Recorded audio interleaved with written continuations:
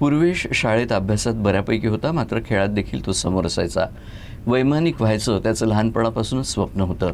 शाळा सोडल्यानंतरही तो नियमित भेटायला यायचा आणि वायुसेनेत दाखल झाल्यानंतर तो सुट्ट्यांमध्ये आवर्जून भेटायला यायचा. नाही जमल्यास किमान तो मेसेज तरी करायचा.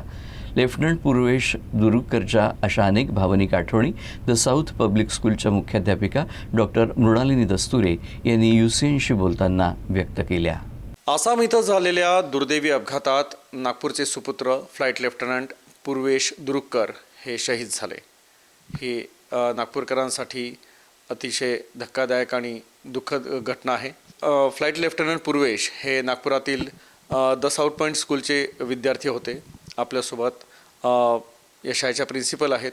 आपण त्यांच्याशी त्यांच्या जुन्या आठवणींविषयी जाणून घेऊया. मॅम, ही एक खरोखरच दुःखद आणि धक्कादायक घटना आहे. त्यांच्याविषयी काय सांगाल? काल जेव्हा पूर्वेशचं एअरक्राफ्ट क्रॅश झालं, हा जेव्हा निरोप कळला तेव्हा तर पायाखालची जमीनच हादरली. असं वाटत होतं की कोणीतरी येऊन सांगावं की ही अफवा होती किंवा ही चुकीची गोष्ट होती. पण अनफॉर्च्युनेटली ते झालं. 2015चा पासआउट आहे पूर्वेश. 88% घेऊन त्यांनी 10th स्टँडर्ड पास केलं. 8व्या वर्गापर्यंत he was above average child, good in studies.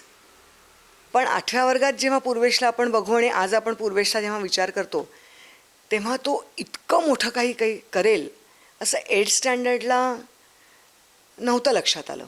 पण 9th स्टँडर्डला त्यांनी बोलून दाखवलं की मला उडायचं आहे, मग मला पायलट व्हायचं आहे. मग पायलट व्हायचं आहे तर मग फायटर पायलट का नाही, मग मी देशासाठी का करू नये. तर हे स्वप्न उराशी बाळगूनच त्यांनी 10वा वर्ग सोडला, म्हणजे शाळा सोडली आणि ती स्वप्नपूर्ती त्यांनी केली.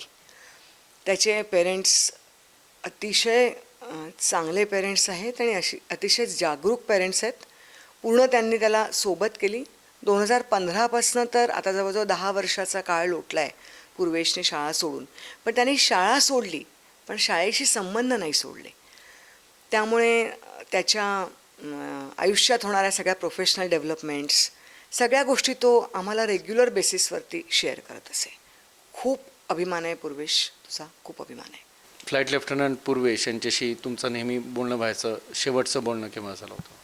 त्यांनी मला दिवाळीचा मेसेज पाठवला होता आणि अनफॉर्च्युनेटली मी तो ओपन नाही केला. खूप सारे मेसेजेस येतात दिवाळीच्या दरम्यान, अजून येतात. काल मला पूर्वेशचा फोटो बघायची इच्छा झाली, त्यांनी मला पाठवलेले मेसेजेस बघायची इच्छा झाली.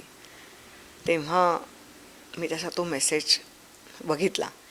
मी इथूनच ॲपॉलॉजी त्याला करते की त्या दिवशी मी त्याला विश नाही करू शकली. पण आजच्या दिवशी हा मेसेज नव्हता बघायचा त्याचा, पण इट हॅज हॅपन अनफॉर्च्युनेटली. आपल्यासोबत फ्लाईट लेफ्टनंट पूर्वेश दुरुककर यांच्या मुख्याध्यापिका होत्या आणि त्यांनी आपल्या जुन्या आठवणी सांगून त्यांना एक प्रकारे भावपूर्ण श्रद्धांजली दिली. निश्चितच एक विद्यार्थी शिक्षकासाठी खास असतो आणि असं एखादा दुर्दैवी घटना जेव्हा घडते तर शिक्षकाला देखील पालकांप्रमाणेच दुःख होतं. कॅमेरा पर्सन कुणाल पानुरकर सोबत राहुल जोशी, UCN न्यूज, नागपूर.